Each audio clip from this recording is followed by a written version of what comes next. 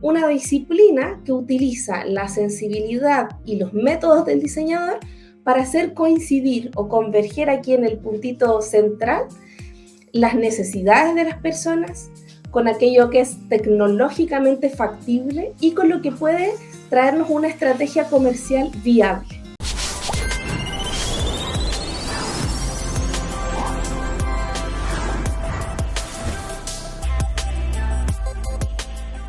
Si llegaran a googlear Design Thinking así tal cual, seguramente se van a encontrar con un panorama como este. Ahí en las imágenes de Google van a aparecer estos dobles diamantes, estos procesos. El primero que aparece acá, que es muy famoso, ¿no? Que tenemos este enredo que de a poquito a través de este proceso de diseño lo vamos clarificando, lo vamos desenredando, ¿cierto? Hasta producir un diseño al final.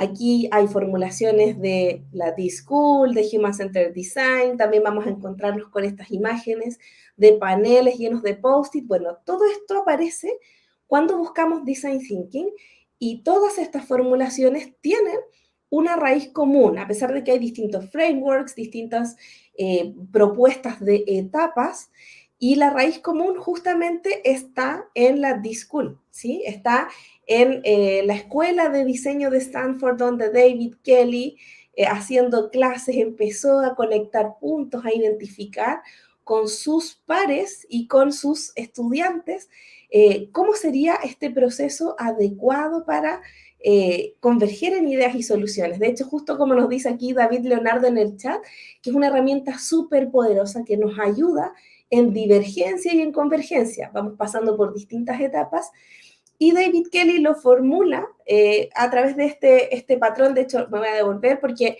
el de arriba a la derecha, donde dice empatizar, definir, idear, prototipar y testear, es uno de los estándares más comunes que reconocemos como este proceso de design thinking. En ese nos vamos a estar basando hoy día y en la formulación de David Kelley para dejarlo muy claro como una definición. Vamos a justamente a apoyarnos en lo que él define como una disciplina que utiliza la sensibilidad y los métodos del diseñador para hacer coincidir o converger aquí en el puntito central las necesidades de las personas con aquello que es tecnológicamente factible y con lo que puede traernos una estrategia comercial viable, ¿sí? Son 3 puntos de convergencia. Y todo esto busca convertir en valor para el cliente y también en oportunidades de mercado. Si lo llevamos a una imagen visual, resumen de qué es el design thinking, nos quedamos con algo como esto, ¿no? Lo deseable por parte de las personas, las necesidades reales, el modelo de negocio que debe ser viable y, por supuesto, a nivel tecnológico que debe ser también factible. Así que este punto de convergencia que encontramos acá, este corazón, es el design thinking. Cuando decimos, bueno, queremos partir del método para explorar en este espacio de diseño y facilitaciones poderosas hacia la empatía y la diversidad, lo primero es decir, listo, el marco, el método será el design thinking. Y entendemos que el proceso no es lineal, ¿sí? No decimos, bueno, primero esto, luego esto, no me retrocedo, no devuelvo.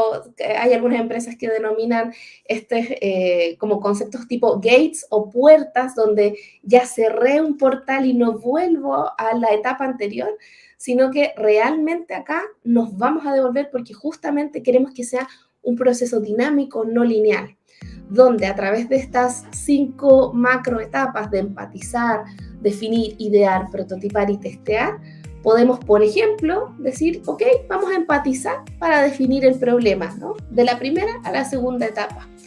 También podría ser un salto de la empatía hacia el testeo, aprendiendo de nuestros usuarios a través del testeo, ¿no? Como decir, listo, testé, me devuelvo para volver a empezar o volver a definir a estos usuarios.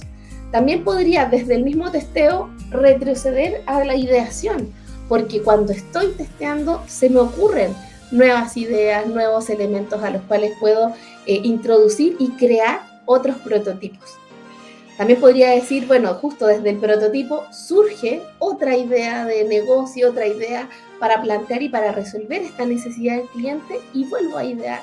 O incluso desde testear, voy identificando y me voy dando cuenta de nuevos insights, de nuevos descubrimientos de los clientes, y eso me ayuda a definir nuevas perspectivas. Es decir, también me podría retroceder hacia el definir.